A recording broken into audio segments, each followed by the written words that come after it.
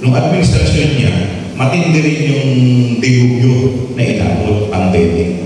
So ngayon, nasa estado tayo ng pag-aangat. Kaya ngayon ginagawa ng ating presidente, pumupunta sa ibang bansa para maglakap ng mga investor at yung mga investor magtiwala sa ating bansa dahil dito na makapag-generate ng trabaho. Pero paano makakapagtrabaho ang presidente kung pinapanatan siya, pinapahiya siya sa ibang bansa? Kaya natin sa bawat isa diba? Sabi nga nila, even enemies, diba, should show some respect. So kahit kalaban mo, dapat medyo nagbibigay ka ng respeto.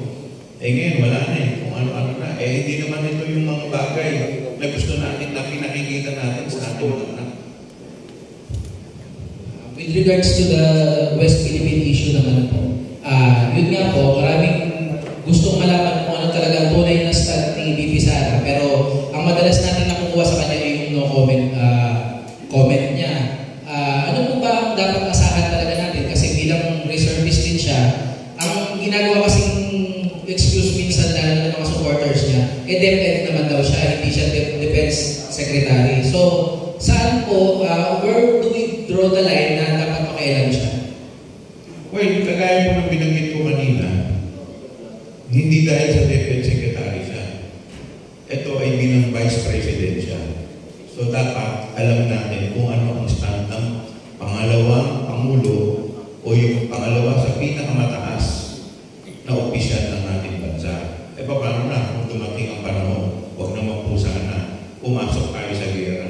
Hindi natin alam yung katabi natin kung anong stand. Baka mamaya katabi natin nakasuot ng uniforme natin pero binabaril tayo. Di ba? Dapat lahat tayo bilang Pilipino, dapat nagkakaisa tayo. Lalong-lalo na sa pagprotekta ng ating soberenya. Last na lang po. Tungkol po dun sa mga nakikita po natin na trabaho ng ating mga public servant. Ano po yung pwede niyo pong masabi sa ating taong bayan kung i-rate niyo po ang ating pamahalaan on a scale 1 to 10, nasaan po siya ngayon? Well, in fairness naman to the President, no? Ang hirap kasi nung inapunta niya. Siyempre, medyo galing tayo sa pandemic. So, hindi naman natin totally pwedeng isisi kay President Duterte ng nakaraang administrasyon dahil nung administrasyon niya, matindi rin yung dilubyo na inabot, pandemic. So ngayon, nasa estado tayo ng pag-aangat. Kaya ngayon ginagawa ng ating presidente, pumupunta sa ibang bansa para maglakap ng mga investor at yung mga investor magtiwala sa ating bansa dahil dito na makapag-generate ng trabaho. Pero paano makakapagtrabaho ang presidente kung pinapanatan siya, pinapahiya siya sa ibang bansa? Ang tangan niya, ang bansa natin. Kagaya nga na binanggit ko kanina, pag pumunta siya sa ibang bansa, hindi na siya sa BBM. Siya na ang Republika ng Pilipinas, Presidente ng Republika ng Pilipinas. Isipin mo, kaharap mo, mga negosyante sa ibang bansa, tapos biglang tatawagin kang bangat. Ano naman ang mukhang iaharap ng ating Presidente? Pinapahiya niyo siya sa international community, pero hindi lang siya napapahiya. Ang buong bansa natin napapahiya. Mukha po tayong katawa-tawa. Kung wala po tayong maitutulong sa ating Presidente, mas maganda, tumahimik na rin tayo. Thank you po. Magandang umaga po, Congressman. Panilis sa TV po. Tanong ko lang po, si VP Sara, 32 million yung bumoto sa kanya. Dito sa Maynila, marami rin mga taga-suporta siya.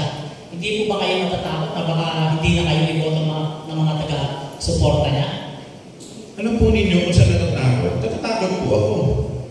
Diba? Hindi lang sa boto. Siyempre, dami magsasabi sa akin, ako, yung binangga ko, napakamapangyarihan niya. Kung aminin ko po sa inyo, natatakot ako.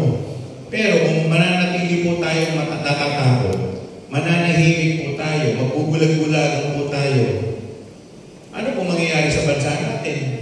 Huwag po natin tignan yung takot.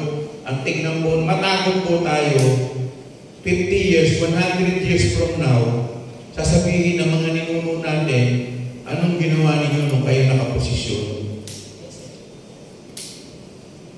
follow-up question, sir. Nagbigay po kayo ng statement na mag-resign si VP Sara. Just in case hindi niya kayo pagbigyan, paano po ba yan, sir? Patuloy niyo yung papanawagan na mag-resign siya hanggang pagbigyan niya kayo? Well, sa amin naman kasi, hanggang ganyan ang trato nila sa presidente, ano ang dahilan para manatili siya sa pwesto? Meron po tayo, bilang mga Pilipino, meron po tayong tinatawag na delikadesa. Di ba? So, kung minsan nagkakasala ka dahil sa wala kang ginagawa, isipin mo, binabanatan kung pamilya mong presidente, ang Pangulo, wala kang ginagawa. And yet, tinatawag kang part ng official family. So, ano yun? Di ba? Sabi ko nga, you cannot have the best of both worlds. Gusto mo sumalo ka dito sa salo ka rin dito. Wala pong ganun. Sa akin ko, baka mamaya, baka ganda pa sa kanyang pagre-resign niya. Urihin pa siya ng mga kababayan natin. Sabihin ng mga kababayan natin, yan ang may paninindigan. So at least, manindigan na siya. Kung nasa admin siya, o maninindigan siya na oposisyon siya. Last question, sir. Just in case, sir, mag-resign si VP Sara, sino sa tingin niyo yung karapat-dapat na pumalit sa kanya? Nasa presidente na yan. Kung sino yung nasa vision niya, kung sino yung tumutugma sa kanyang layunin, ibigay natin yun sa Pangulo. Salamat po, magandang umaga po. Magandang umaga po, sir. Questions na po sa akin. Sa tingin po ba ninyo ay suportado ni VP Sara yung ginagawang pagkilos ng Duterte Camp na nananawagan na bumaba sa pwesto si PBBM?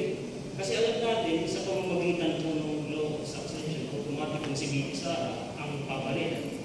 Nakikita po ng mga tao na dun sa mga prayer rally po nila, pumupunta si VP Sara para bagang ipinapakita niya yung suportado niya yung ginagawa ng mga tao nagrarally doon. Isa pa nga itong nangyari na sa Lipasan Bonifacio na habang sumisigaw yung dating mamabata sa entablado, bumaba si PBBM sa pwesto at sinabihan na sa First Lady na sasapakin, dumating siya.